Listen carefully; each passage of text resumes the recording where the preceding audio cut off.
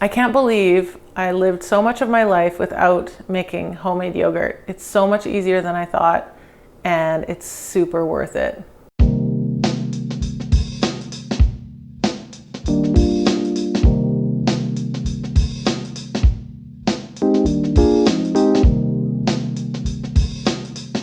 Welcome back to another episode of How to Make Dinner. This is an episode I've been kind of wanting to do for a while, but I figured there were so many out there already. The competition was just through the roof. So I'm like, there's no point. And then these days I've been like, you know what, damn it, there is a point. This shit is worth sharing. So we're sharing it. And it's homemade yogurt made in the Instant Pot. This is wonderful. Why is it wonderful? Well, because you can buy a 4-liter jug of milk and get 4 liters of yogurt for quite cheap. It's like this, I bought an organic yogurt, so it was like $8.99 versus say $5.99 that you would pay for non-organic. So $8.99 for 4 liters, aka 1 gallon of yogurt, is like such a bargain. That, and I just love having a full gallon of yogurt in the fridge at all times. It just feels like there's no shortage of yogurt ever. We just have it and it's just there. And when we start to get low, I just buy more milk and make more yogurt. This is a really long, boring story. Anywho, I think I've figured out the easiest way to make Instant Pot yogurt, but there is a little bit of a timeline to it. First, dump your gallon of milk into a normal pot, not the Instant Pot, and crank it on the stove, max heat, lid on for, takes about 15 minutes, but I would start checking it after 10 so that it doesn't boil over. And 15 minutes later, you stick an instant read thermometer into the milk and it should be 200 degrees. Once it reaches 200, take it off the heat, and I like to put it on a cooling rack with a bit of a tea towel and just let it cool at room temperature for quite a while. It has to cool all the way to sort of like between 100 and 110 degrees. And this is all Fahrenheit, by the way. And that takes some time. It takes like about 2 hours. So you do have to plan ahead. You can sit the pot on an ice pack, or you can set it in an ice water bath in the sink. But if you just leave it to its own devices, it'll take about 2 hours. Once it's cooled down to 100 to 110, pour it into the Instant Pot. And you want to stir in a 1/4 cup of previously made yogurt. The reason you need to cool it to that level is so that you don't kill the bacteria in your yogurt. So you have a 1/4 cup of previously made yogurt or store-bought yogurt if this is your first batch, and you just want to whisk that into the milk. And then you put a lid on. I tend to use a regular pot lid that fits rather than the Instant Pot lid because you're not cooking this under pressure. I put it on the yogurt setting for 8.5 hours. And then I go to bed. And then I wake up and it's ready, and it looks kind of like jiggly and there's quite a bit of water. It looks like it might be a bit loose, but just remember that it will firm up a little bit in the fridge. And also, if you want thicker yogurt, you can totally strain it later. And if you're really organized, before you go to bed, you'll set out all your jars next to the Instant Pot. So in the morning, you can just come in and scoop them.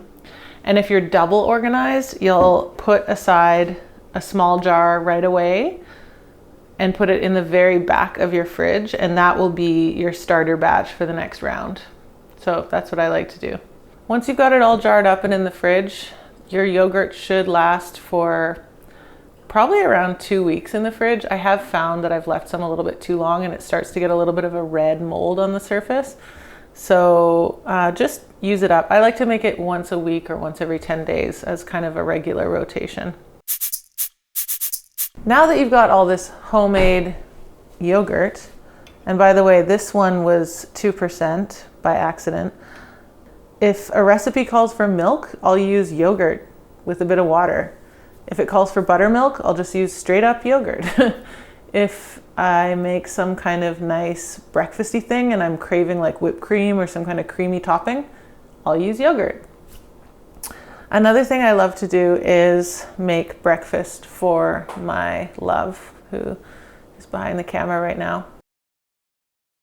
I really love making him little jars of like a yogurt breakfast parfait, and I put them in the fridge the night before, and then he can just wake up and take one away for his breakfast. So how I do that is I take a jar. The cuter the jar, the better, but honestly, it's not usually this cute. Usually I'm using like a washed off label of some like chili pepper sauce or like salsa or whatever. Anyway, so I put a little layer of yogurt in the bottom, and then I put some frozen blueberries. Bear with me, I have to go get the big box. Oh. I like to keep a lot of frozen bloobs on hand. Drop a few in there, like a nice little layer. And then I get my homemade oat mixture. This is kind of like muesli, basically. It's like toasted oats with nuts and seeds and whatever I have on hand. And then I fold in some kind of dried fruit at the end, usually raisins. This one's got walnuts, coconut, almonds, and lots of big, large flake oats. But really, I just use whatever I've got. So I sprinkle a layer of those in.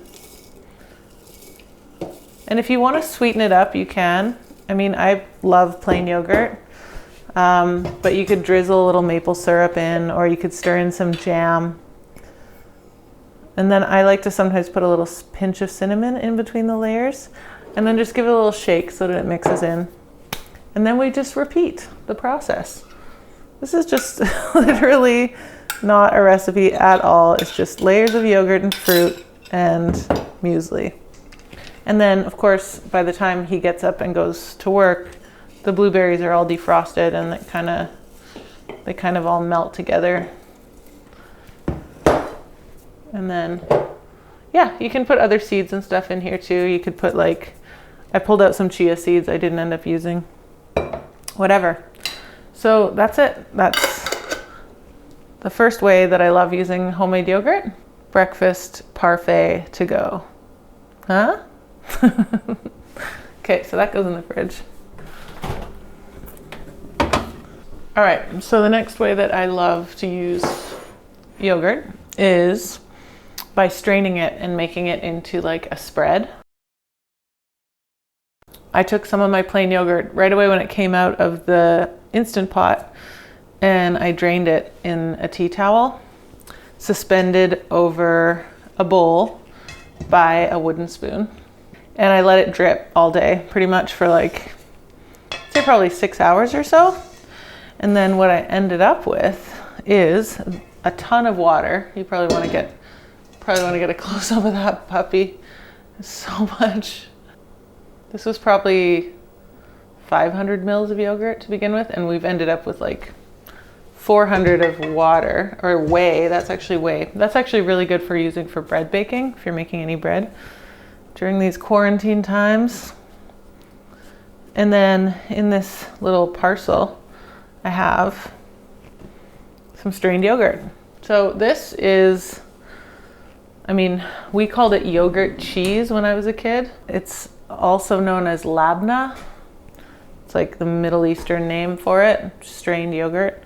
If you strained it for like 2 hours or something, instead of 6, you would just get thick yogurt, like Greek style yogurt. But this is like real thick. Like look at that. It's so nice. It's so nice, you guys, so nice. So once I just kind of get all the bits, I definitely don't want to waste this. And don't throw this tea towel in your laundry and then not do your laundry for like several days, because you'll notice there's a bit of a pungent aroma that starts arising from your laundry basket. That's a mistake I've made before, speaking from experience. Okay, deal with that later. So now we've got this cheese, basically. So we can just season it up and make it really yummy. So I usually put about, for this amount, I'd probably say about 1/2 to 3/4 of a teaspoon of salt. And then just like jazz it up. I should have chopped these chives ahead of time because we just did chive chopping like 2 episodes ago, didn't we? When did we chop chives? Oh, the fritters. We chopped chives in the fritters episode, so I know you already, we'll just skip this part. And then you really just get to do whatever you want here. I personally love garlic powder because I'm very highbrow. And maybe some pepper because I always use pepper. And then suddenly, without much effort, I mean, sure, it takes time. You have to drain your yogurt all day, but like very, very little effort. You've got pretty much homemade cream cheese, homemade herb and garlic cream cheese. Never buy cream cheese again. Just make yogurt all the time. Just always have yogurt, and you can always have stuff like this. Maybe I should spread this on something. That's a nice little treat. So good. I love my yogurt. And it's only 2%, so I feel like I can use way more than I could cream cheese. And, you know, not blow all my calories in one go. That's maybe a little bit excessive, but I'll just sandwich another cracker on it and they'll be fine. Okay. So we talked about breakfast. We talked about the breakfast parfait. We talked about herby yogurt. You can also make like a yogurty cucumbery dip like the snežanka that I made in the Mediterranean dinner party episode, which is basically tzatziki, which you're familiar with, I'm sure. You can make a quick yogurt sauce for the pea fritters. Squeeze in some lemon juice and grate in some lemon zest, and you make like a lemony yogurt sauce. Delicious. You can make a yogurt cake. Anytime you need sour cream in like a coffee cake or any kind of baking, you can usually sub yogurt.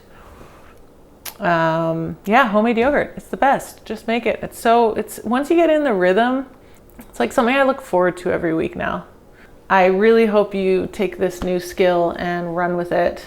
And please tell me all about your yogurt adventures in the comments section.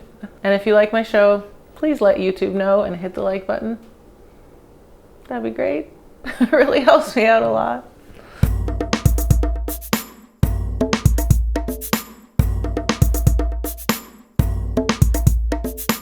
What's going on with my bangs right now? They're great. Don't worry about it. Seriously? I think they're